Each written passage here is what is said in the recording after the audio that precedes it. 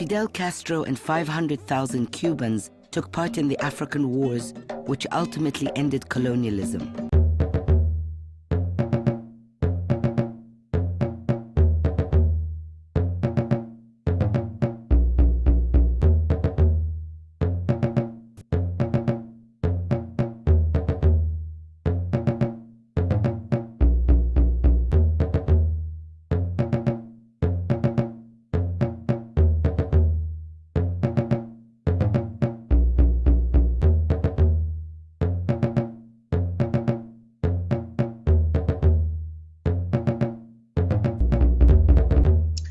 Welcome to History and the Truth Tellers. Today's conversation is with Egyptian filmmaker Jihan El-Tahri and Kenyan filmmaker Judy Kibinge on the role of documentaries in countering revisionist histories and telling the stories we owe ourselves to tell. As you will learn shortly, both are multi-hyphenates, and I'm sure their work across various mediums will weave their way into our conversation today.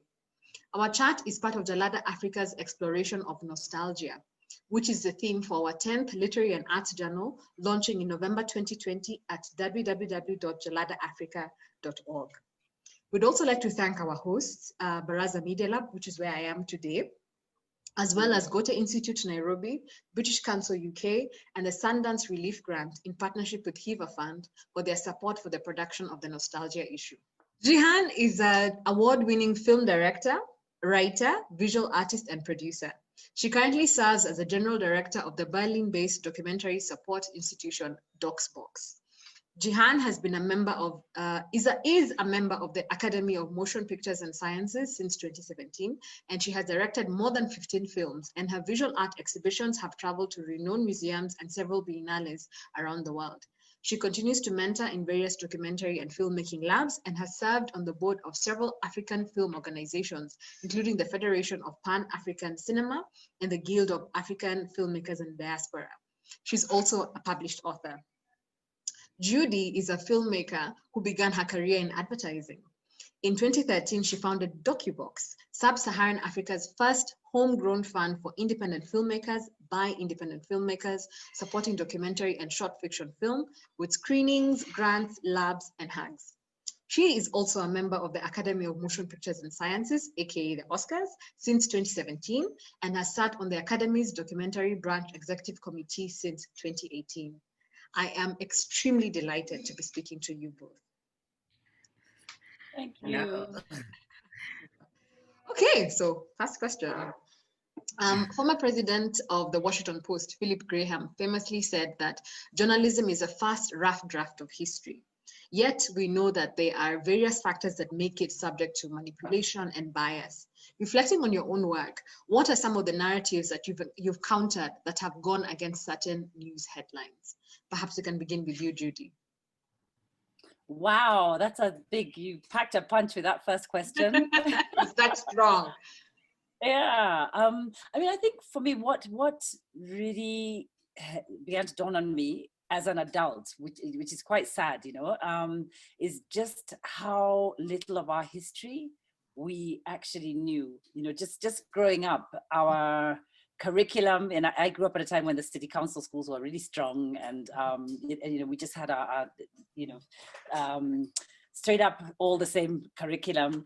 And we learned so much, as my son does now, about the Europe and the British Empire, and just so little about who we are and the things that have shaped us, the things that have been, more importantly, sometimes taken away from us. Mm-hmm. And you know, it really began to dawn on me as an adult, just how little I really knew about where we had come from. I feel like so many of the things that that influence the way we are and the way we think about ourselves, just comes from the fact that you grow up in a space where the papers reflect certain things at you, school reflects certain things at you, and our broadcasters don't really show us documentaries and films. We're not making enough of those to really help discourse begin to happen. And so I think for me, I began to really explore who I was and who we were through the films that I began to make, and each one was a kind of school for me. And I think just you know, it's hard to pick out, you know, which ones, but for instance, I'll pick something really frivolous. When we did Dangerous Affair in 2000, there was a sort of narrative that we began to tell ourselves, a sort of very Victorian narrative, you know.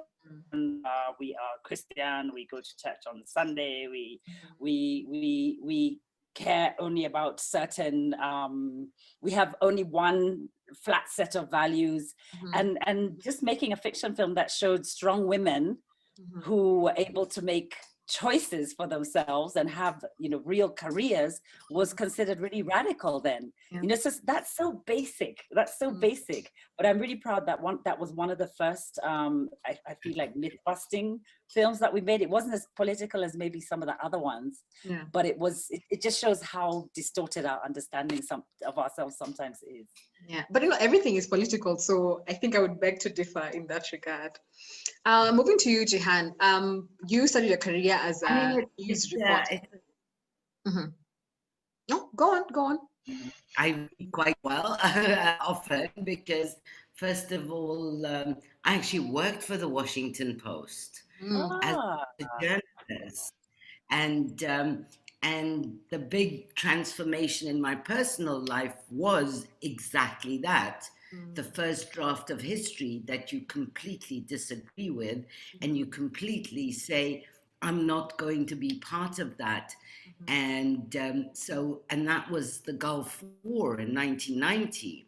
I was covering it as a stringer for the Post. I mean, I'd been working based in Tunisia for both the Post and the Financial Times. And suddenly you think, hold on a minute, first of all, this isn't what's happening. And secondly, the only information we're getting is from Norman Schwarzkopf, and we're sitting locked up in a hotel in Jordan, and the war is happening in Iraq. And what are we doing? What are we saying? And I think that was a real moment of transformation for me personally, because I started as an Egyptian. Our army was the second largest army, battling against a fellow Arab. And I was working for an American paper. It was one of these moments like, what,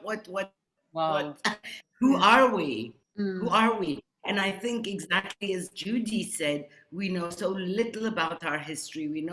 We just, especially if you've gone through a certain school system, you think of yourself as a certain way, and the rest of it. It was a moment where I had to really think, hold on, I really don't have a clue who I am. And we talk about Egypt, the pharaohs and the rest of it, but we're not the pharaohs today. Who are we? And it was actually this trying to grapple with this one sentence, funny you mention it, that I read Sheikh Anta Diop for the first time, and suddenly realized all the stops and all the divisions that are being imposed in order exactly to say a word like sub-Saharan Africa. Where is sub-Sahara? Where did it come from? Why do we accept it? And all these narratives are newspaper narratives, which I was part of, no more. And it's funny because you've already kind of touched on what I wanted to kind of build on, which is this idea of the hierarchies of knowledge, that news becomes that, education becomes that, history books tell us who we are, and these terms also come from these spaces. And I'm really curious about where you find your archives, like where do you dig? Where do you find stories that you can trust? Because I think what's really important is recognizing that these particular narratives are crafted with a particular lens, with a particular agenda. So where are you finding these other spaces that you can trust? And I wonder also if you consider what American scholar Saidiya Hartman called critical fabulation, which is in the absence of an archive, you kind of like create something. Venus in two acts. So yes, where are you finding the real stories or the other stories or the hidden stories? Whoever wants to go first. You know what? It's funny. Sorry, Judy, if you don't mind, I'll go first because Sure. I was actually giving. I'm in Cairo, and one of the things I was doing is giving a workshop about archive, and I always start with Saidiya Hartman. I mean, her Venus in Two Acts, other than the fabulations, I think what is really interesting is the silent spaces. It's we can't forget, especially in our region, that celluloid was extremely expensive. So to go out and film something, there had to be a raison d'être. Yeah. So that what is left to us as heritage, what is left as of the moving image, are moments that are chosen, and everything in between does not exist. And so I'll just comment on you saying archive you can trust. I think archive isn't made to be trusted. Archive is made to be interrogated, reused, reinterpreted, and it's this bridge between us and the past that up to us how to reinvent it, how to live with it. It's exactly like our ancestors. We live with our ancestors. It's not about, it has to be exactly like them. It's this interaction. And I think one of the problems is our countries and our rulers, rather, decide at each one of them separately, because our narrative keeps changing depending on who's in power. We are allowed certain spaces, and I think that's where the problem is, and that's where our role as documentary filmmakers are. So, for example, a film like Judy's, Scarred, it's a story that we haven't really heard of. That it was said, but nobody went into what actually happened and why did it happen, and how did it evolve. Like, as you were saying, the news just mentions it, and then it's done. We don't go any further, and that's why I think I moved, personally at least, I moved from news to documentary. I said, I don't want to mention anything anymore. I want to know what happened. I want to know the origins of it. And when I find archive, which, trust me, I spend years digging in basements, I don't take it for granted. First thing is I question it. Who filmed it? Why was it filmed? And finally, the representation of it. Am I going to buy it? Am I going to just inscribe myself in it? Or is the vantage point of that archive coming from a space that is imposed on us? Most of our archive is filmed by colonial units. It's true. Colonial film units. It doesn't mean we leave it behind because we have no other image, but we question it, we engage with it, we reinterpret it, we take it on, full on. Absolutely. Yeah. Did you have something to jump? Because I have a question for you. Actually, your question has just provoked so many thoughts, and it's just hard to untangle them. I mean, one thing that really struck me, my dad, I have an amazing father. He's in his mid-80s, and you'd kind of assume that that's a generation that you could go to for certain answers. And I remember quite, some years ago, when it dawned on me that because his family had converted so early to Christianity, so many things have been taken from him. And so, for instance, things as simple as knowing circumcision songs or the songs of the Kikuyu at a certain time. He didn't know them. Even now, he doesn't know them. He knows all these hymns. He knows, of course, a lot about the culture, but he would literally sneak out of home and have to, as a little boy, go through the reeds and listen to all these things that were happening. So you're really talking about way back in the 1930s, already being robbed of just the archive of memory. You know, you're looking at this thread that has been handed down over and over again through generations, just being cut, you know, so that here I am now over 50, and I can't just get this direct knowledge from my uncles and my aunts, you know, and also just hearing about how that we had all this jewelry, which was given to one of my aunts by my great grandmother, and it was just thrown down the pit latrine. And so I feel so sad when I remember going to, when we had an exhibition that came back that was brought back to Kenya, of Kenyan objects, you know, of course, this whole sad, you know, it actually makes me so angry. Like all these things that live elsewhere that were our photographs, you know, not archive as we think of them. Our photographs were objects that had meaning, you know, headboards that had meaning. And I remember just having this thing in my head, like, you know, oh, us guys, we're Kikuyus, we're not into art. We're just, like, I bought the myth. You know, this is how we are. And it's unfortunate, you know, yes, I know a lot of us are artists, but it's not really our thing. And I remember seeing this object that had been brought back for a temporary period in, and it was at one of our, was a temporary exhibition that I think was in the country for less than a year. And I was looking at this beautiful, beautiful, I don't even know what it was. And the problem is a lot of things that were taken, they didn't even describe what they were. They didn't care. They just took them and put them somewhere else. And I remember actually just being shocked because I found myself just weeping when I looked at it, because it was trying to tell me something, this object, about a time when we made things like that. And I just didn't even have the privilege to know what that thing was, you know? So that's just so scratching the surface of, you know, I find myself such an incidental historian, I think, because it's just things like that happen and you're so moved and you're so robbed and you're not sure what to do about it. I think also when I began to make documentary, which again was kind of incidental, you know, I set out to make fiction and I fell in love with documentary because the thing that was paying the rent was always all these docs that would come from organizations and NGOs. And of course, after the third one, you're so bored, you start trying to find characters and then you start to try and add layers. Of course, really frustrating your client because suddenly you want to tell a totally different story to what you're being commissioned. But like, for instance, really quickly on just coming to the realization that I'd been so happy to find this independence archive. You know, I love, Jihan, everything you were just saying about archive.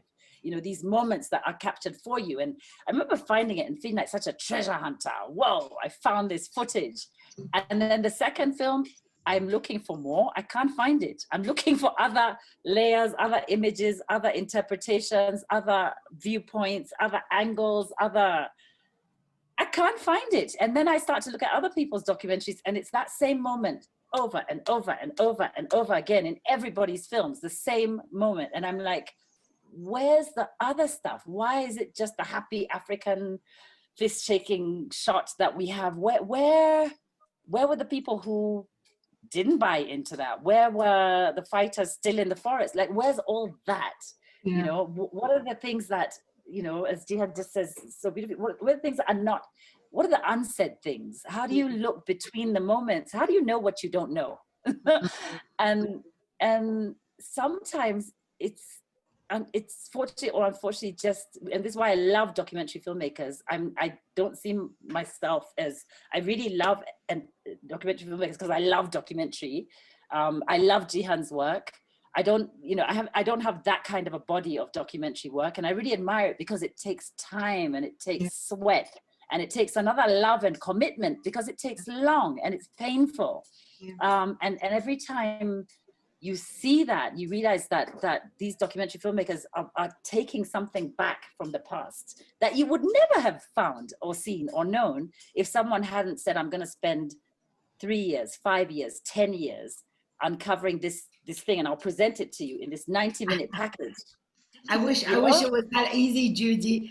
You It's say, not no, easy. I won't spend more than a year, and next 6 years later, it's just like, get me out of here, I have to stop now. 10 years later, you're like, why am I doing this? What happened? Well, Jihan, I've heard that you've actually, you know, given it 2, 3, 5 years and then realized I don't want to pursue this line of thinking or this, I don't want to do this. I want to shift gears. So how do you make those kind of decisions? And is it again I mean, the voices that you're finding and saying, yeah, I mean, I'll give a good example with a film I made, which is now called Cuba's African Odyssey. I love That that was film. the big that was that was the Love big compromise. My Mm. actual title for that film Mm. was Requiem for Revolution, Nice. and yeah, but for some reason it was no, and I was like, oh, Or because they had to what? have Cuba and Africa, that to be flashy and, you know.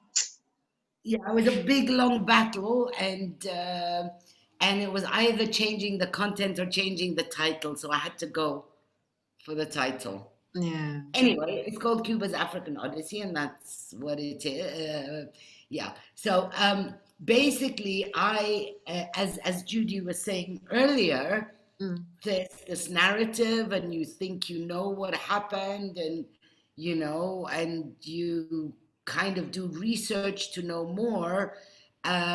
So as far I was interested in African, I mean, everything I do is around the revolutions and the moment of independence. For me, the big obsession is I want to know what happened. I mean, I don't understand. Everything was there for it to work, yet it doesn't. Yeah. And so I was at this, everything I read, absolutely everything without exception, Mm. kind of talked about Africa as the space of confrontation Mm. between during the Cold War. So it was just the battlefield for proxy wars. And you kind of, in the back of your mind, and not in the back of my own mind, because like Judy, my father, may he rest in peace, was a Pan-Africanist. He worked with Nasser, working on he was one of his envoys for African revolutions. So and I couldn't find it in any of the books. So the more I went on, it was okay, maybe. And then one of the things I do is that I ask for every film I start, I ask to declassify Oh. documents. So I work with chronologies, and the first thing before I even start, I do a whole list of dates and I declassify documents. They come 3, 5, 6 months later, half of them blackened out and the rest of it. But, you know, whatever comes. And there was this one bit of paper, Mm. which was the translation of the wiretap Mm. between Khrushchev and Castro. Mm. And they were literally slamming each other in 1964. Mm-hmm. And I was like, hold on a minute, if they're slamming each other, how is this a proxy war? And how are the Cubans in the Congo for on behalf of the Soviets when the Soviets have just pulled out the Cuban missiles? Yeah. So it just all didn't make sense. Mm. And so I literally went and was like, how it's exactly what Judy said. How do you know what you don't know? And how do you find out when there's no book, when there's no bibliography, when there's no footnote that tells you that? Yeah. So I decided the only piece of information I had for sure was that the 123 soldiers of Che were all black. Mm-hmm. So I went to Havana, and I went to an area. I started with a place called the Rio Naranja, which is like a mainly black. And I started knocking on doors, as simple as that. Toc, toc, toc. Do you know anyone who went to fight with Che in the Congo? And eventually one guy knew somebody, and then the minute you find somebody that, and just, sorry, it's a bit of a long story. Oh, it's a wonderful story. Please continue. But eventually when I had 3 or 4 of them sitting at the same place and we were just chatting before I started filming. Yeah. And they didn't understand what I was asking. And all I really wanted to know is, like, how come the Russians supported and gave you weapons, given that, you weren't on the best of terms? And like, I thought maybe my Spanish isn't good enough, maybe this, maybe that. And then eventually the guy looks at me and I asked someone to translate. He looks at me, he says, but the Russians didn't know we were here. And I'm like, what? He says we were in disguise so they don't find out that we're here. So I don't understand your question. And so at that point, I'm 3 years into research. So you have to stand in front of your own responsibility and decide, what do I do? Yeah. Do I finish a film? Or do that I... kind of confirms the fake, now you've learned the fake narrative that's out there. But I was like, I just needed 2 interviews and I was in post-production. Yeah. Oh my God. Oh, heartbreaking. My goodness. And so what do? So I go way back to research. And it takes me another 3 years to finish it. And of course, to the howls of everybody, because the budget, the this, the that. So then you have to work on 3 things at the same time. And of course, the commissioning editors who think that you're completely crazy, that you're following a mirage, because it was only... but voila, I think that's where documentary, and that's where I get really, really angry with people who take documentary, because that is what remains as our image. People who accept to fake documentary for prominence, for this, because, we're in a blink society. We want that thing, we want that thing. And so, of course, you're put in front of a very harsh test. What do you do? Voila. Anyway, so that means that every time I started a film a year and a half ago, and every time I keep trying to find not the film, and it keeps obliging you. So I only really make films when they oblige me to make them. That's really funny, because Judy has said in the past that films reflect who we are. And I'm curious about how you approach this idea, both in your documentary work and in your fiction work.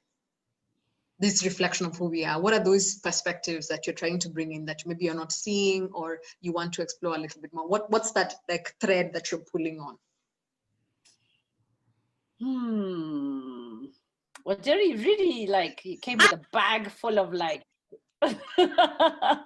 just like, what are the hardest questions I can ask you guys? Because I love questions that make you dig deep as well. But actually, each of your questions is just making me really think. Because the answers are never obvious, I guess, even to oneself. Yeah. I mean, when I look at something necessary, for instance, and I'm thinking about what Jihan was just saying about fake narratives. Yes. And I'm thinking about the screenplay was the screenplay was written by Mungai Quiroga, and of course I rewrote bits with him. And there's a scene I always remember at the end, because many people who see that film, they get to the testimonials at the end, and they're just like, that bit, I just get chills at that bit. And there's a very good reason why. Yeah. That whole commission scene at the end of Something Necessary, which of course a film about a woman called Anne living in Nakuru, and she's trying to regather her life after the post-election violence has come, and she's lost her husband in the violence, and her story is told in parallel to a young man who has something to do with the things that she lost, and something to do with the things that were taken from her. And when writing that end scene, I had literally been sitting through months and months and months of the TJRC testimonies, and I'd filmed everything everything, you know, because of course I'd been following the Gala story, and you never know when someone is going to say something that's worth it. You can assume all you like that you know what things are, but you don't know anything, because everything's been kept from you by your own government, by the colonial government, you know, so you don't really ever know. So I just chose to film everything. You can imagine how many terabytes that was. And so even that assumption that I kind of knew the language of testimonies, how people testify, and how people present their truth to commissions, and I suppose I you know, so wrote out, you know, all the different characters and wrote out what they were telling the commission. But when we had the actors come in to recount these words, it just felt fake. It just felt wrong. It just felt like pretend, even though I did have this knowledge of a general way in which people speak. And the reason that scene works is because I took a lot of the extras aside and went through lots of people, sat with them and asked them, did anything happen to you during you know, during post-election violence, and found a large number of people who had experiences that they had not spoken about or not shared in public. These were extras who had come to act, you know, to act as courtroom faces. And in the film, the people you see are those people telling their real stories. Oh, wow. And that's why that part of the film feels, and there are other parts of the film where I did similar things, but that's where that authenticity comes from. And I think it's in a similar way, you know, you can be set out with a documentary thinking you have an idea of what's going on. Yeah. And it's really uncomfortable to push past that. It's uncomfortable because it's your time. As Jihan now, she was like, do I just finish this thing, put the titles, or do I spend another 3 years fighting with all the commissioners so that I can tell the true story of what happened? It's painful. But the truth is out there. It's just not easy. It's not easy to find it. And it's not easy to even find the strength and the courage to just unbury it, to dig it up. It's not easy. Yeah. Well, Gina, I'm really excited by the fact that you are obsessed with this idea of like decolonization and the question of independence. And I'm not excited about it at all. It's ruining my life.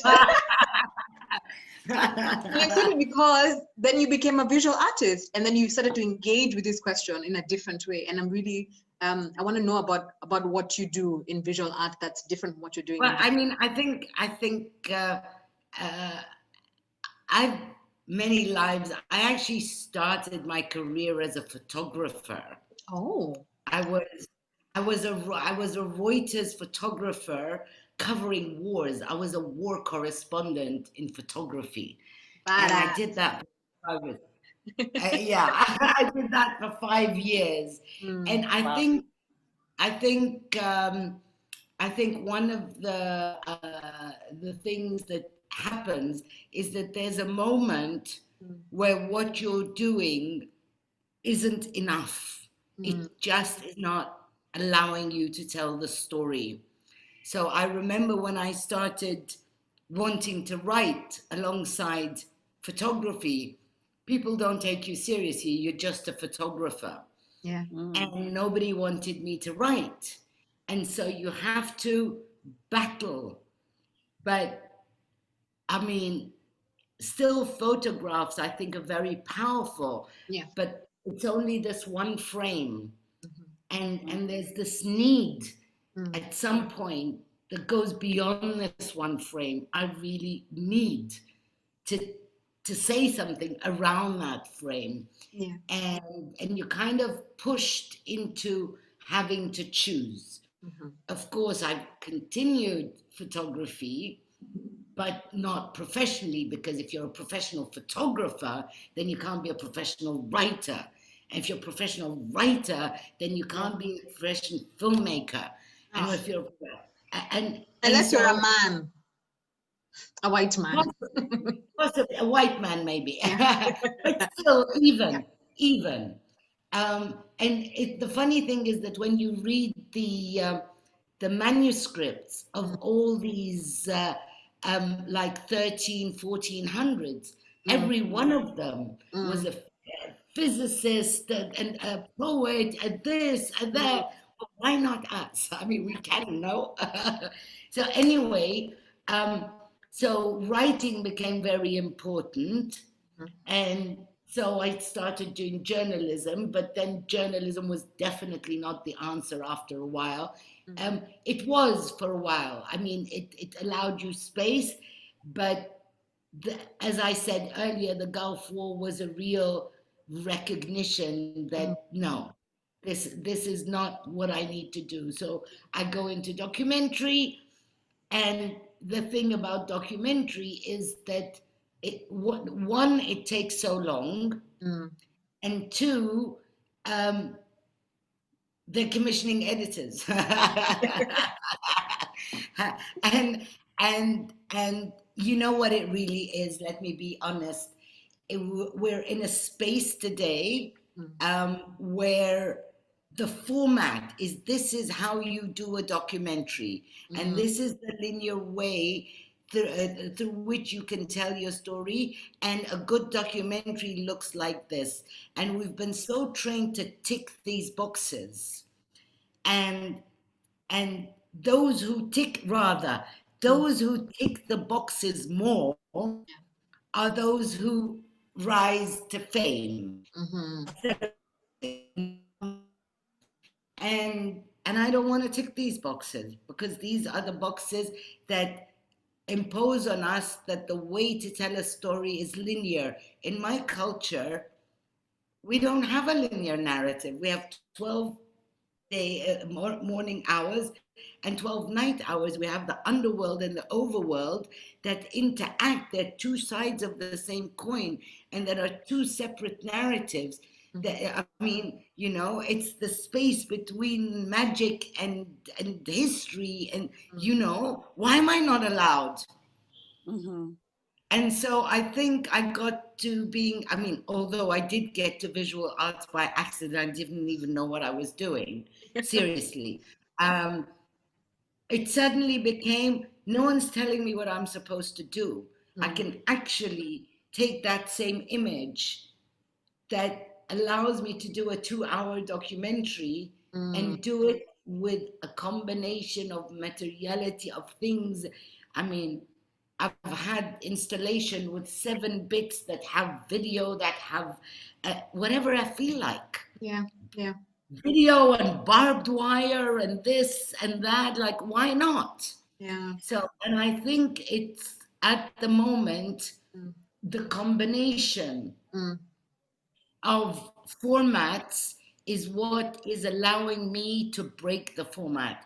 I'm tired of the Western European gaze, and it's the only possible format that allows you to tell a story. And I kind of disagree with that. So, voila. Yeah, absolutely. Makes sense. I think your work confirms that, not only for, you know, yourself there in the editing suite, when we receive it, the joy that Judy and I expressed about watching this work, all these hidden things that we did not know. There's space for it, and it's very, very necessary. So now I'm really excited to do, I think I'm just excited in general, but I want to talk about. Can I just add something? Yes. Or can I maybe reflect on what Jihan absolutely is saying? It's so important, you know, this the way stories are expected to be told. I feel, you know, when we started DocuBox 6 or 7 years ago, we were really, really fortunate, because it came with no rules, no restriction, no rules, we were just able to really shape a thing that could be whatever it is that you wanted, that we wanted it to be. And I think that's a really rare thing. And, you know, Jihan, I think will sort of agree to that, to be able to, from the continent, from your own country, in Africa, in East Africa, in Kenya, to be able to work with filmmakers and to be able to just allow them to tell the story that they wanted to tell, that had nothing to do with what a European broadcaster will want to see. I think the first film to finish, and I don't know if you saw it, Wanjeri, was New Moon, which I really love. Yes, I saw New Moon. Yes, film. Flipper. And if you look at that, we were a first supporter on that, and she really struggled through it, as all filmmakers do when you're trying to do something right, because she actually set out to tell the story of the port in Lamu, and that whole, and she had wanted to do a more traditional documentary, something that broadcasters would take. But I think there's a real power that you have if your funder is coming from the same place as you, and they're looking at you as a human, and they understand the things you're battling with in your head. And so when halfway through, she realized that she didn't really care about that story, and the story that she wanted to tell was really about what it was like to be a Christian, feeling the call of Islam and feeling herself really drawn to converting, and being in the middle of shooting this film in Lamu, and then suddenly having all these very different spiritual feelings. And I think a lot of broadcasters would have been like, you're completely mad, can you stick to the script? Are you talking about Philippa? Yes. Yes. Of course, yeah. And so when I you worked look with at her that film, too. Yeah. it's so non-linear. It is just, and I remember we kept speaking often, and I just say, just do the film in your heart. Do the film, we're behind you, do the film in your heart. And I think we just need to find more of our own money. I don't know how we're going to unlock it, because to be able to allow people to express unsaid things is just so hard, such a hard thing to do. If you'll allow me, Judy, it's very interesting. I mean, I love that film too, and I've actually worked with Philippa quite a bit, and it's how she had already done documentaries before, so she had her own name. So she's kind of there's that certain space that she had made one documentary actually when she was in film school, one long form, and so this was her first real author feature. But I guess what I'm trying to say, I'm not contesting. On the contrary, I'm adding to what you're saying, but I don't think it's an issue of money, because it doesn't matter how much money you have and you finish your film if it sits in a drawer and nobody gets to see it, and no festival screens it, and no broadcaster takes it, and no local community. We have a serious problem with distribution and circulation. Serious, and it's our Achilles heel. And I think when I was talking about that, breaking that narrative, I think it's one of for me the most important things right now, because there's no other way to get out and tell a story differently. So as in Docsbox right now, we've just put out a call 2 days ago for a new program called Women in Docs, and I said, down with the proposal. I don't want anyone to write me a proposal. I don't want a synopsis. I don't want a treatment, and I don't want a log line. Because once we think in these terms, we've already defined our headspace. You know, and so, but it's not easy. It's not easy to even, you know, and I think shifting or accepting, rather than shifting, accepting that there is space for diversity, for God's sake. There is space for telling the story differently. And as Judy was saying, is it money? I think it's the engagements of our countries. If I had space to go show my films in my country or in some other country, or like, I mean, when I did a film in the Congo many years ago, I went and gave it to the local broadcaster. Just take it, show it, huh? And he wanted me to pay the money. And I was like, for God's sake. I mean, like, I don't want any money. I don't want any of this. But now I have to pay you to show the film? I can't. And so we have the same thing here. Our systems do not help us, push us into the hand and the mindset and the format of what we're fighting against. Yeah. I mean, but we'll get there. We'll get there. I mean, look, Judy's there doing docu-box. I'm here. Well, Yeah. um, And that's why I was saying I was excited, because you are working, you're mentoring individuals, you are adjudicating at very high levels, you're both members of the Academy, well, the Oscars, and not only that, you're also grant givers. And I'm really interested in knowing what are these things that you're pushing, what are the agendas that you're kind of entering and saying, this thing is like this, I'm going to subvert it, I'm going to push. And I think you've kind of touched on that, Jihan, already, but I'm interested, what else are you doing? Are you advocating for particular voices, and have you found any kind of success in that area? I think, yeah, I mean, I think for us, and by the way, when I talk about money and money being important, I really think it is, because it's, where is that money coming from? I think that's the point that I'm making. Where is the money coming from? A space that understands who you are and understands the need for the kind of story that you want to tell and the urgency. Yeah. Is that money coming from a space that is trying to build from just this diverse pool of voices that are never heard? And I think it's just I feel like it's such a privilege to be in a position that we can kind of really ask filmmakers what it is that they feel needs to be said. I think for us in DocuBox, one of the, or maybe the biggest thing that I feel we're doing is creating a sense of community. Because one of the things I felt, especially, I remember making Scarred, which was the story about Wagala and the massacre. And I remember setting out, honestly, I thought that film was going to take me 1.5 years to make maximum.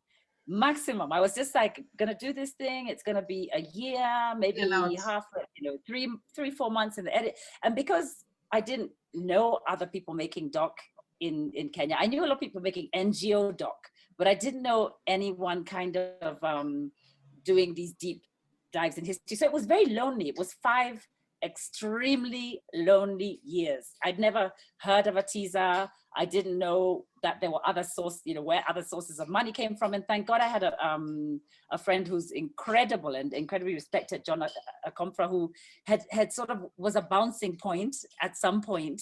But apart from that, it was just very, very lonely.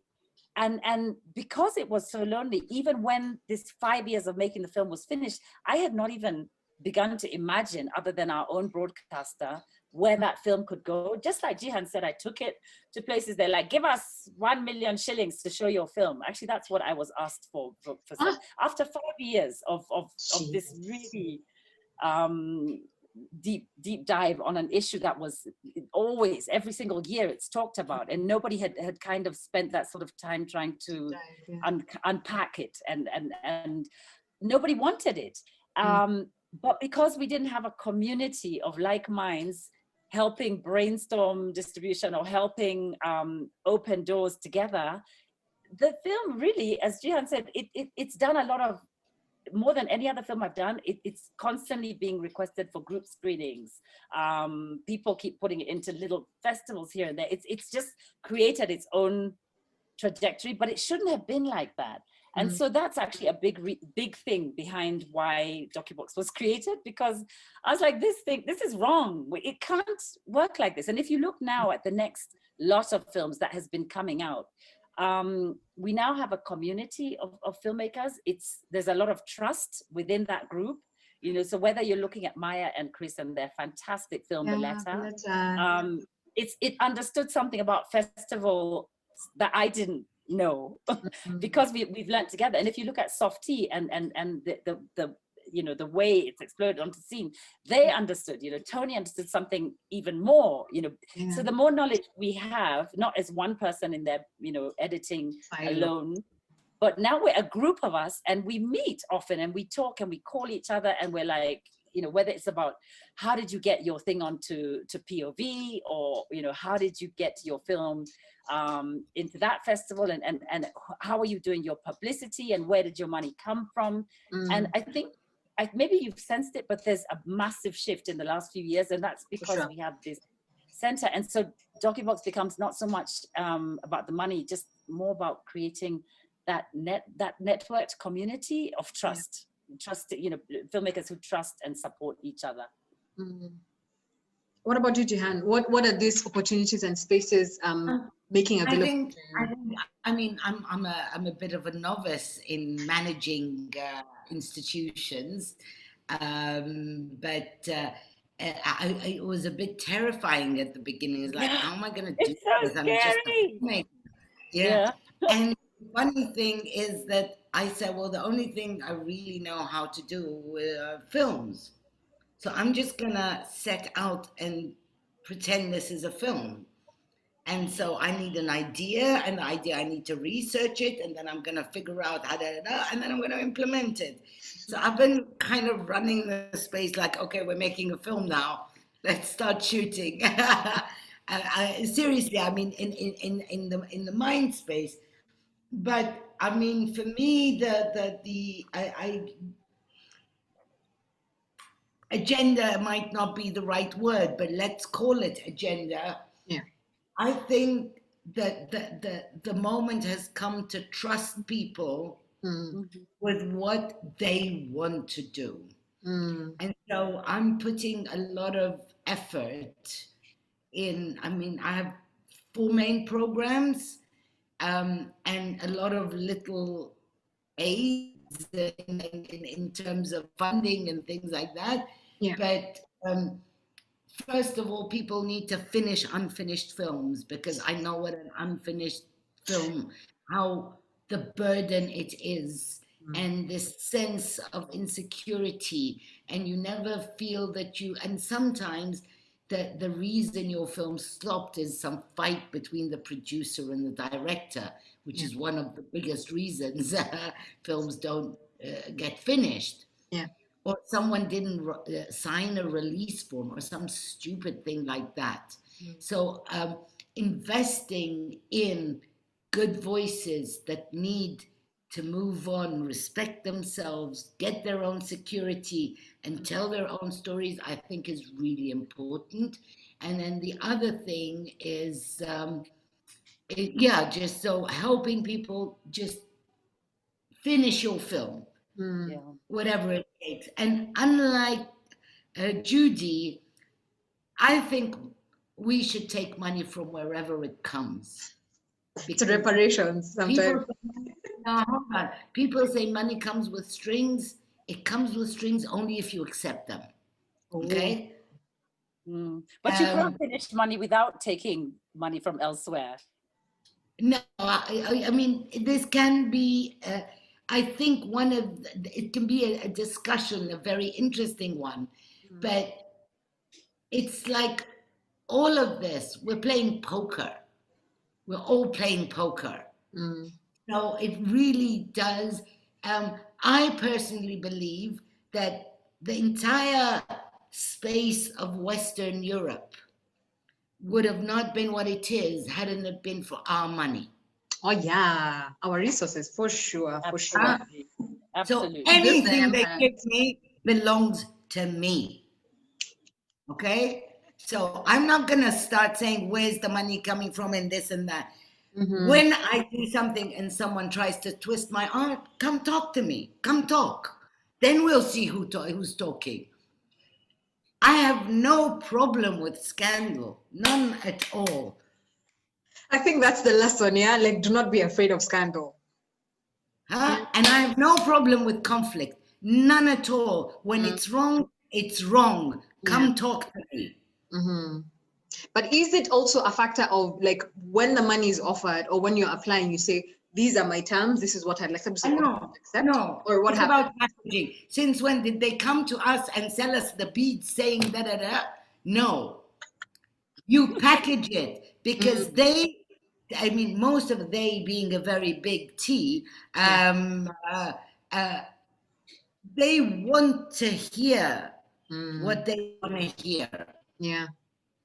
The same sentence can mean to you something, and because they have so created in their mind a narrative about who we are, they hear it. I mean, I think I've done this with every one of my films, and thank God very edgy someplace. It's only with one film that it turned into mega conflict.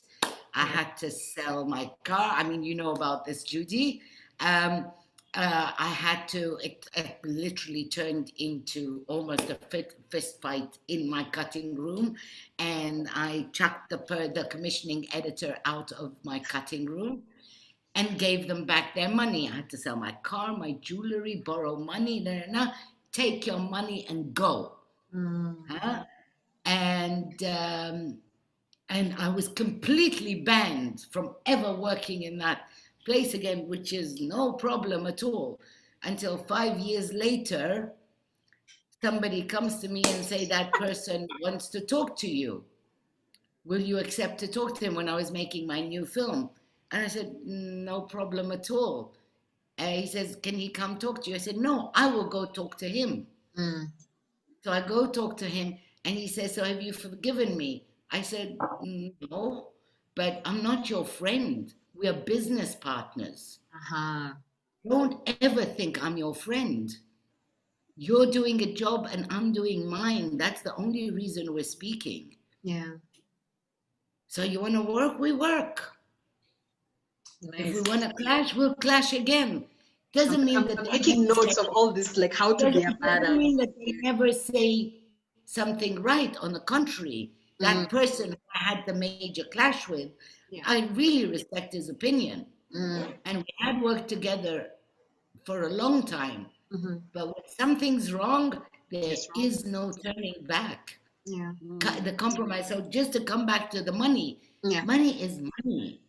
It's our money. It's ours. I love that attitude. All right, so let's do something light. Let's talk about the films, the documentaries that have sat with us, that have lived with us, that we think back like, oh my God, that was incredible. Either because we learned about something that we didn't know about, it shocked us. For example, for me, the act of killing completely shocked me. Because I have this visceral reaction to anybody who's doing something bad, and I'm like, I'm not supporting it. Even like the films that I have taken out, and okay, the days I hated that film. you know, I absolutely hated that film. Yeah. Anything? Okay, okay, can we talk about that? But I also want to talk about stuff that is also exciting. I hated Darwin's Nightmare. I mean, there's a certain okay, maybe let me be slightly more clement. Had I seen his other film first and this second, maybe I would not. There's a certain, what's the word? Gimmicks. There are gimmicks and attitudes and visual bonanzas that are very intriguing and interesting and artistic, if you want. Yeah. But the level to which you use them needs to correspond to the topic. Form and content go hand in hand. Yeah. It isn't a kind of look at my muscles, I know how to play with form. And we are constantly encouraged to be creative, to be this and to be that. And a topic like that, the form and the content were such a mismatch. Yes. So humiliating. I mean, I was viscerally angry. Absolutely. Me too. Because when I realized that, oh my God, they are recreating the murders without any kind of remorse and kind of making a joke about it, making it almost very like a Hollywood film. It was very disturbing. Even if it was satirical, even if it was tongue-in-cheek. Yeah. That film, and you see, and these are the films that are celebrated. There'll be the reference, oh, like the act of killing. Hell no, not like the act of killing, never. Yeah. Anything else that we want to discuss as maybe good? Okay, maybe I think we covered shocking. That was a bit categorical. I didn't mean that. No, it's good. I agree. I completely agree. So, you know what? I really, I can't say liked Act of Killing, but definitely that is definitely a film that I reference as a film that stayed with me. As a film that even as it used this gimmick, and even as there was cruelty from the filmmaker, it made me look at impunity in a way that years after seeing the film, when I look even at just Kenya and my own government, you know what, act of killing jumps into my head, because it made me realize that this thing can be endless. It doesn't mean that this country can't turn into a country where killers are celebrated. There's something about it that punched through a dullness that may have been building in my brain and completely ripped it apart and inserted itself and made me change the way I see the world. And for that, I know I'm going against the grain here, but it will always be on it's not against the grain. It's had such impact on me, that film. It really has. Well, I mean, I guess the visceral way in which I spoke about it means it did impact me too. But I see completely what you're saying, Judy, because we look at our own spaces and you think, okay, you know, like, but this.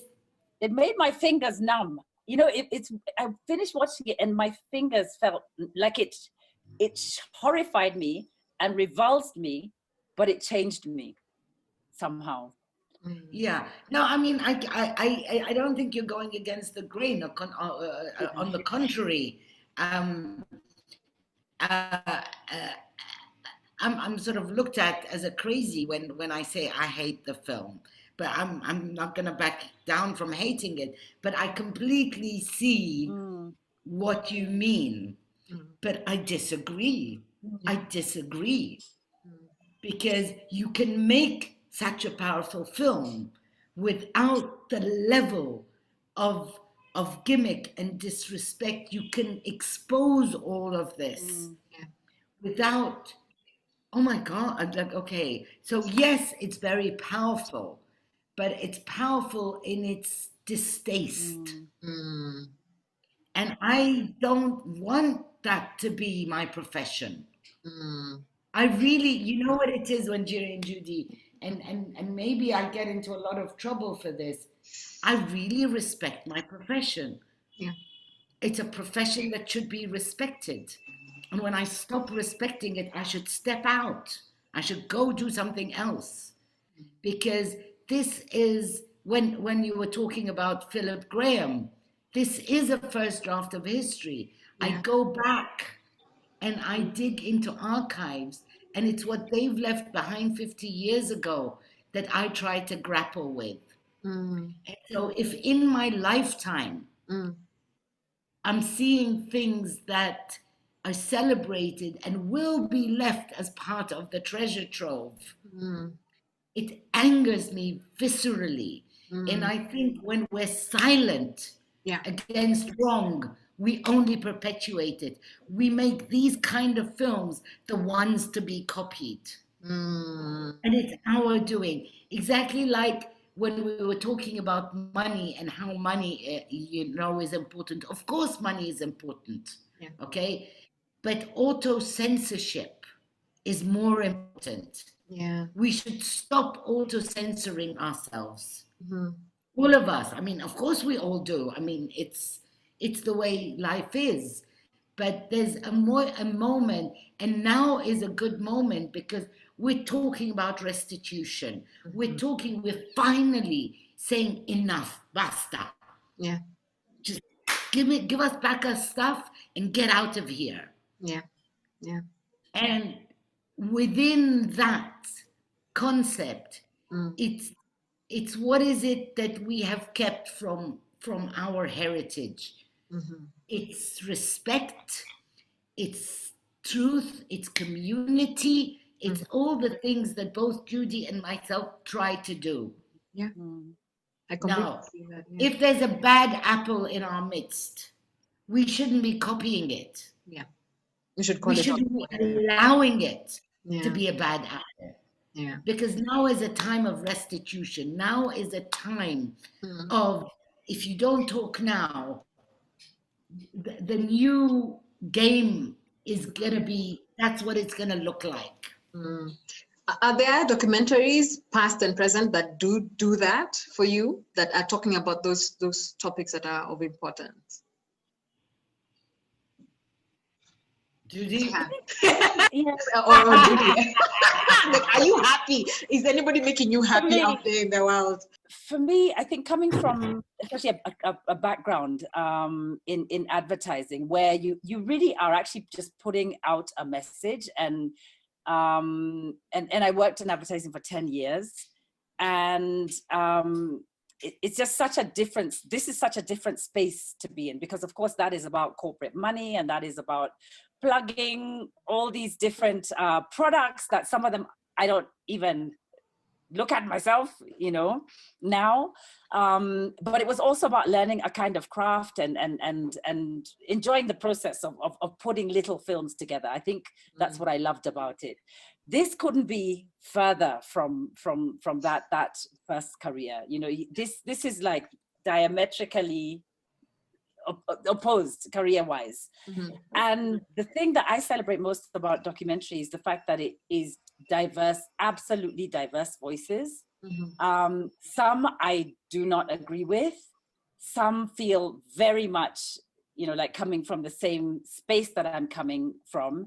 And because of that, I understand and respect where Jihan's coming from, but I don't have that same feeling of documentary as a thing where there might be a bad apple voice that can't be, because it's like the world. I think stories are told in as many ways as the people who live on this planet. And there's some films that hit us in different ways. The films that I love will not be the films perhaps that you love, or the films that speak to me may seem at times even, actually, I'll be honest, there's some films that are just so light that I just love so much because they just make me happy. And then there are other ones that are really provoking, and they just, you know, they just make me furious, and I just want to slap the filmmaker, but they leave me with something. And so I find it really difficult to sort of profess. I can profess a docubox philosophy of the kind of films that we support and the kind of films that I think should be made, but I do like the fact that there's such a myriad and such I guess what I was trying to say is, I mean, I agree with everything you're saying, and it's really the difference between honesty and dishonesty.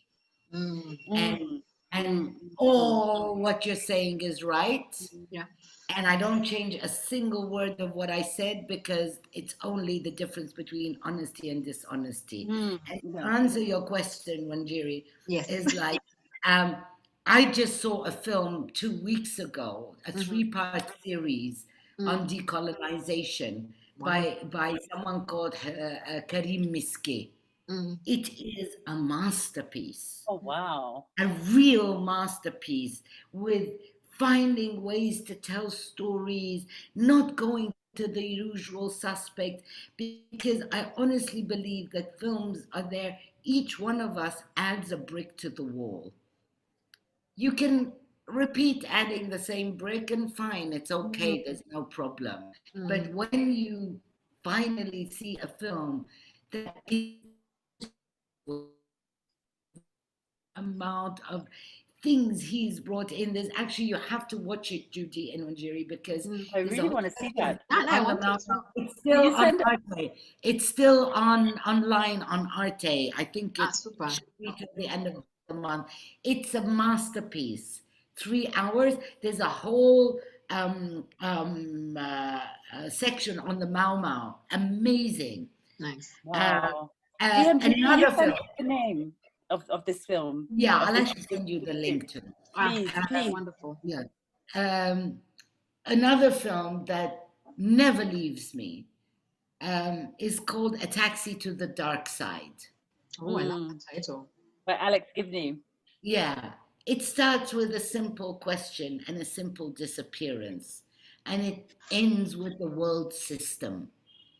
And for me, it's really about every one of our little stories. It's about they're looking for a taxi driver. Where did he go? Where did he disappear? And it ends up with the US system and terrorism and the rest of it. It's an extremely powerful film because it really, I believe, had a sincere intention to find out why did this man disappear? And it's as simple as that. And Who made it again? Alex Gibney. Ah, okay. Because it reminds me of like Adam Curtis's work and how also that just like dispelling all these questions, which I find very fascinating. Judy, is there anything positive, good documentaries you can recommend? Yeah, I'm going to talk about something actually just very, very current, maybe because this is such a good opportunity to bring it up, and because it again will stay with me for a long time, and because it's been birthed here. It's not something that we were first supporters on. We came onto it much later, but that's Softie. And I don't know if you've seen it, but not yet. I hope to. Oh, please do. It's in the cinema, and it's one of the rare films that the filmmaking team has actually managed to put it in cinemas across Kenya. That is just a documentary, I think, for the first time in cinemas across Kenya. It's even going to show in Eldoret. It's been showing in Eastlands. It's been showing in the Junction. And the timing is perfect in the middle of this election frenzy. Softie is just, it's a story of, it's centered in Boniface Mwangi's family, Boniface Mwangi, the activist. But it's a film about Kenya, and it's a film about us, and it's a film about why we are where we are. And it's a film about love. It's a love story. It's about a family. It's about a husband and a wife, and a choice, family or country. And there's something about that film when you see a film that sits in a place where we are all about to lose, the stakes are so high, corruption, where is it taking Kenya? And then your role as a voter, we have voter apathy, we're sick of it. We think they're all the same. We don't want to, and you see a film that's not about America, it's not about Europe, it's about you. It's about you, and you come out asking yourself, what kind of parent am I? What kind of human am I? It throws it all back at you. That film is so deeply personal to me, and it also, I suppose, to see, you're used to seeing other people. You're like, oh, it's okay. Americans can open their lives to screens, or people in Asia, because you've seen films that other people have made that go deep into families, but you've never seen one about you, and just an African family with this activist, but at the end, it's that film, to me, you leave with so much hope, and you also leave with so much sorrow about yourself, as well as your fellow citizens. So yeah, I think, to me, I know that's really super. I'm dying to see it now. I want to see it. I think they must. I think they're clever enough to figure out multiple streams of distribution. No, it's not online, because again, and here's that thing that also kills me about films. People Sam invested 7 years of his life into making this film. He's not going to just put it on YouTube. It's just like a streaming site, perhaps. Maybe. Yeah, they will eventually do that, but I think the question was first also how to, like Jihan said, you need to get the film made, and so you get money from many multiple sources, and that means it has to to roll out in a certain way. And so right now it's in the cinemas, and if you can see it in a cinema, it's sound mixed for the big screen. It's try and see it before it gets to a streamer, which it will eventually. For sure. I will do that. And whoever is going to watch this, please make sure you also go to the cinema. Are there any other things, or can we pivot to social media and digital media? Because I am equally excited about the idea of the microblogging, the here and now, the documenting of history. the way people are gathering online and sparking revolutions and protests and just saying enough is enough. And I think that's one of the most incredible things that has happened, and kind of like the democratization of the spaces, which then there's no commissioning edge saying stop. There's no, I mean, aside from, blocking of internet and things like that, people have used the internet in really engaging ways. And I'd like to know your thoughts on that. Is this the new space, the new way of documentary making? Like fast and easy, quick? Jihan, please answer that one. I'm coming out of this looking like Miss Negative who says no to everything. No, it's your opinion. You said it yourself. It's the difference between dishonesty and honesty, and we want your honesty. Okay. I was really excited about these spaces, especially at the beginning of lockdown. I discovered all these things, and then suddenly I honestly bought into the fallacy of the online being a space of inclusion. It's not. It's a space of exclusion. And it's a space that is transforming how we do things and what we do in a way that is not enriching. On the contrary, it is diminishing. It is allowing us not to work hard. It is allowing us to do, I mean, there's so many things. I've never in my life gone to a meeting or something without being prepared. But when suddenly you're inundated with all these Zoom here, Zoom there, Zoom, I can't take any more Zooms. Huh? Say it on a Zoom call. But it's true. You start preparing less.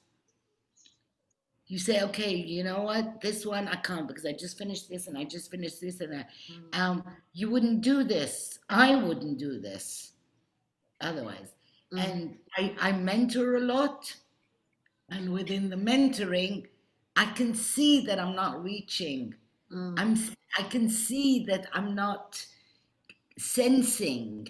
So what am I just saying what I want to say? The whole point of mentoring is to feel the other person and see what they want. They're like, you can't get this. And then I've had Zoom calls where in festivals and stuff, where there's a panel and the one African that's there, it keeps cutting off and then you can't hear the sound and then nobody tells them to go away, but they just ignore them. They don't exist anymore. And because nobody stops the call to wait for the technical problems. And what does it also mean? A lot of young Africans pay 10 euros maximum a month to get their airtime on and they're good with their phone. In one Zoom call, your 10 euros are gone. They don't have the means for that. So if I invite them on a Zoom call, what am I telling them? But when you used to invite them to a festival, you bring them out. The way we engage. Judy was mentioning John Akomfra, and John's a friend of mine for over 30 years, and we've been having every Sunday since the beginning of lockdown talks about where do we sit, what is it we're losing, and what is it we have to do, because I mean, the younger generation don't realize the effort it took to get African films in the mainstream, not in the ghetto, not in an African film festival. Right there, that the creation of Channel 4, something like the Black Audio Collective that John was a founder of, and all this work of the 80s, the 90s, the 2000s, stuff that all of us are doing, what Judy's doing, all this is opening up spaces, getting producers to engage as equals with any producer sitting around the table. Now, suddenly you're on a Zoom call and in your country, The reason I told you I'm sitting here, it's the only place in my flat where the internet connects. Anywhere else in the flat doesn't connect, you know? So we're in countries where our infrastructure doesn't work. Our means are not sufficient. And I think that the internet highlights that rather than the opposite. It's not all negative, obviously, but I'm just highlighting that side that I was really excited about. And now I'm like, I'm not shunning it, but we would participate in our own detriment by accepting that this is the mode to pursue. Hybrid, I accept, but just online, no, thank you. Yeah, that's true. Yeah. Judy, do you have some thoughts on these new spaces? So complex. It's so complex. There's something liberating, and there's something that allows you to connect with people in a way that makes you feel like you're in a closer space. But there's also something very cheapening. That's what I'm finding. It's this whole like shower, like, you know how you go into a shower and there are raindrops, you know, drops and drops and drops. You can't count a second how many drops are in that shower when you put it on in 1 second. That's how films are, and some of them are not films. Some of them are just like nonsense, you know. And you've got beautiful gems mixed with nonsensical things, and to audiences here, I'm finding that everything is being categorized like the same, you know. So it's like, why isn't your stuff on YouTube? Why isn't your stuff on Netflix? Why can't you just? Why can't you just? You know, it's come with another simplification. And on the one hand, great, people have access, but on the second hand, there's another zombification of audiences that I'm seeing. I mean, I'm around kids a lot, and just the effort that it takes to make sure that they're just not filling their heads with junk, because there's beautiful, important things to watch, but it's all happened so quickly that I don't know how much it's benefiting filmmakers. I feel like it's devaluing work a great deal, and I think, Jihan, you remember a few months ago, I can't remember which, all these festivals came together and just put all this like work from the past out for free, you know, online. And that was amazing. That I loved. Yeah, we were all together watching it and sending each other texts on we have a film group, and watch this at this time and watch that. And that was quality, wonderful stuff brought together in this window of time. But what happens after that's gone, and what are you going to be asked to do with your work, and how are you going to, I don't know. I've just had really interesting and slightly frustrating conversations also with just local funders and supporters, and this idea that, you know, look, you know, for instance, you know, Nigeria is doing this and their films cost this and they make them in 3 days, so why are you guys taking so long? And why can't you take shorter and put everything online? Because I just watched this thing that was made in a week, and it's I'm still making sense of it. In many ways, I know we've had a few films we supported on online festivals. That also comes with a kind of wider audiences, but less respect for these films that took so long to make. We've also had a lot of success this year with working with certain campaigns, whether it's about freedom of expression and so on, using social media. And so there's just a lot of positives, but the cheapening of just these things that we make with so much love over so much time is something that I just can't quite, I don't have an answer for what to do about this.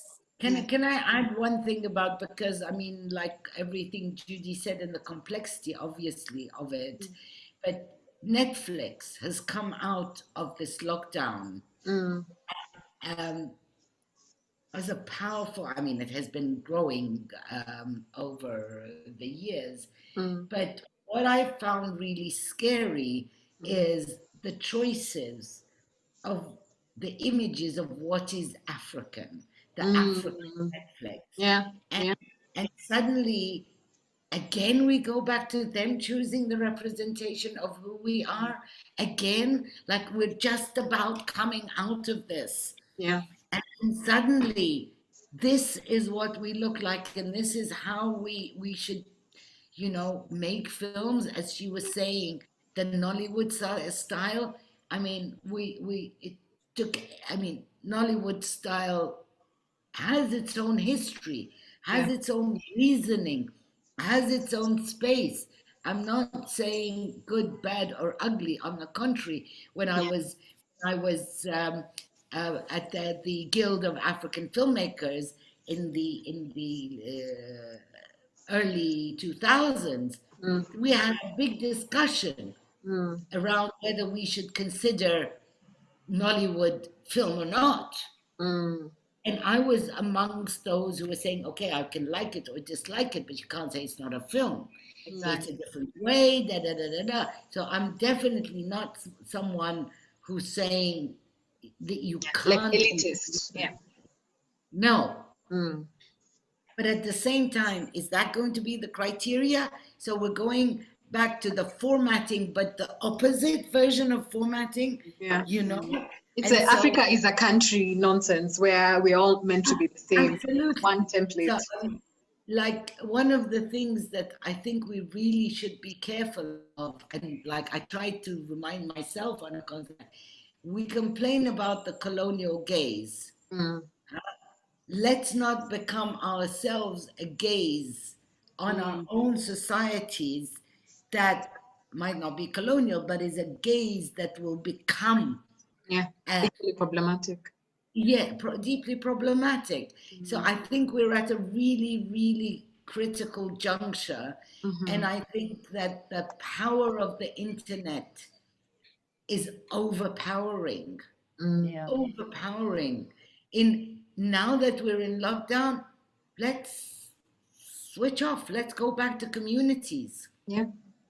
Let's start looking, let's go back to proximity. We don't have to be internationally connected the whole time. Yeah. Because who is the audience? Who is the real audience that should be like, I really love what you say, Judy, connecting with Softy the way it is because it was made for you specifically. And there's no qualms about that, because the truth is that we have been across all media, all kinds of creative expression. There's always going to be work that we never understand. It's a perspective we do not know, but then it's not presented as other. It's presented as an option. How come we're presented as like one specific idea of how we can be? You guys are firing me up also. My daughter, she moved to Cairo a few months ago to sort of learn Arabic properly. My fault, didn't teach her proper Arabic. Amongst the things she was saying is like, how come we don't know about this? I said, because it never went international. And the issue is that we're so used to now that renown comes from the international down. That the beauty of what is internal and never left our shores stays only ours, which is great, but in its value, somehow we don't see it the same way. One is just local and one, that is really important. And I think trying to invert that is important. I mean, the British, when it's locally British, they're really prouder. When it's international, okay, it's international. I guess they like us too. And I think that's just a moment where we can not necessarily fall into the trap of our Netflixes and our Amazons. Like Amazon made 13 billion in profit during the lockdown. Not how much they made, but the profit that Amazon made during lockdown was 13 billion. None of this is invested with us. So, voila. Yeah. Okay, so speaking from your yes, speaking from yes. So speaking from your intersecting identities and your politics and your ambitions, what are the stories that we and you owe yourselves to tell? What is left to be told? We're closing on high. Because that's kind of like the next step. Like, what are the stories that we're not seeing? And maybe it's in the filmmakers that you're supporting. What are the stories that are needed to be told that are not there yet or are in the process of being developed?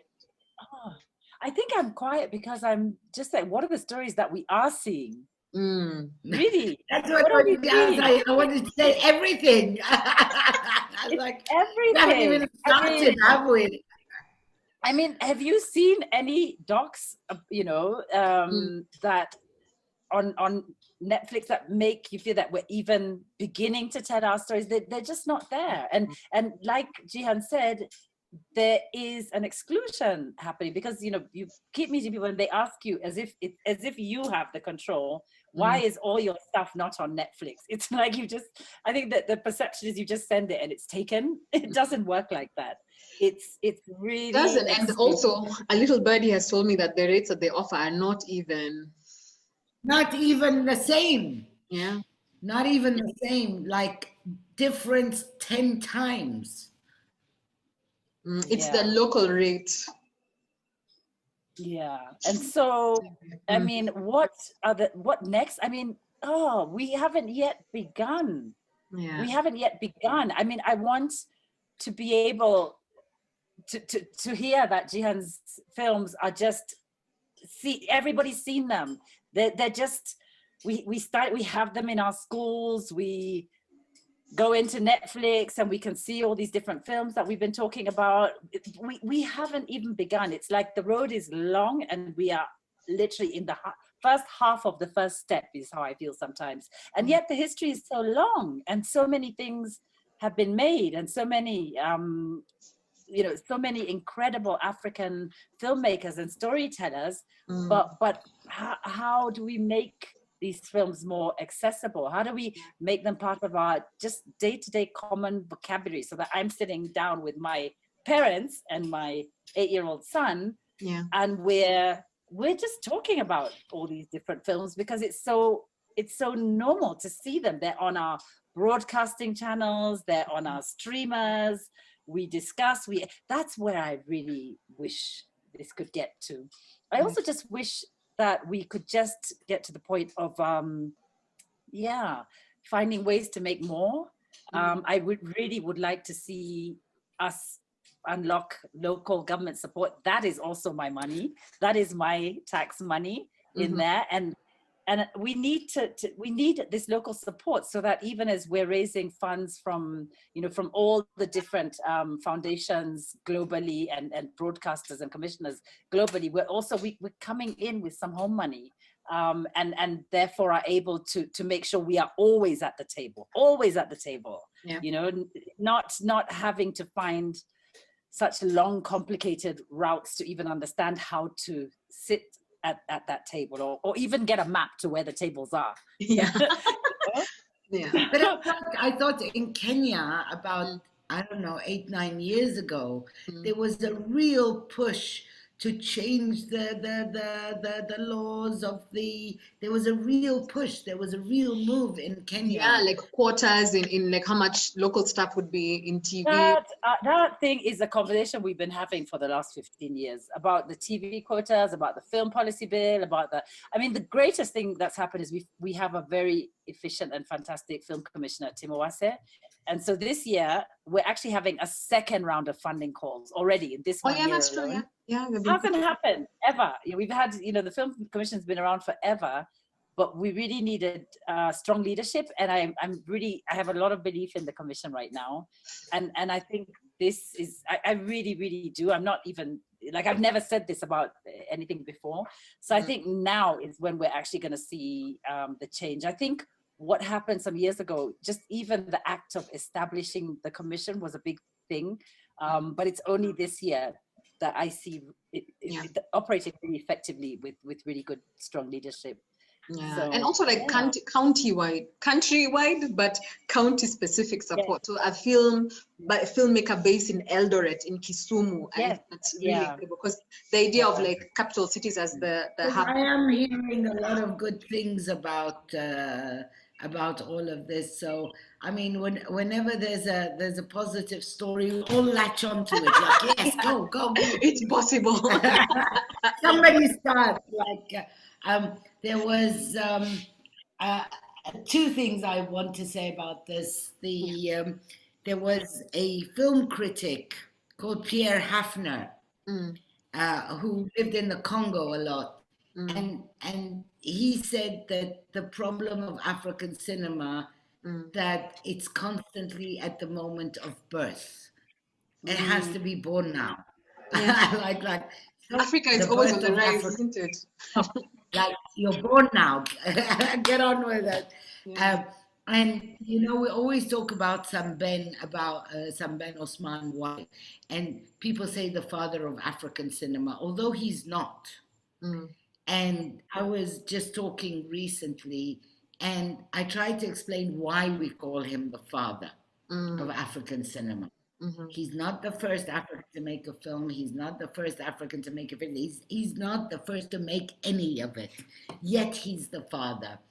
Because he did insist on things, and no matter what, he's the first to make a film that spoke in local language and was shown everywhere. Yes, there's a bit of French, but there's the local language too. Why should that not be translated? And he's the first who, La Noire d'Eux is basically a film that the woman's an age, she's in France and everything, but the dignity, the beauty, the this is who I am. So I think we have a way of being able to do films, and more of these that is important. And I would say what hasn't been done is being able to say, okay, now this is a new phase. There is this sector that can go on doing like this, because maybe some people like these films. I mean, we can't forget that our education system doesn't allow us, many of us, to think critically. That's why we don't have African audiences, because they prefer Hollywood. They actually prefer Hollywood. Yeah. But doesn't mean that we have to recreate Hollywood. There's, who was it? Bucky Fuller, who said, there's no point fighting an existing reality. Create an alternative that renders the old one obsolete. Oh, and I love that. That's what we should be doing. Voila. Yeah, thank you so much, everyone. You've been incredible. You've been so generous, and we have meandered in and out of the topic. I think I feel richer for it. So thank you so much.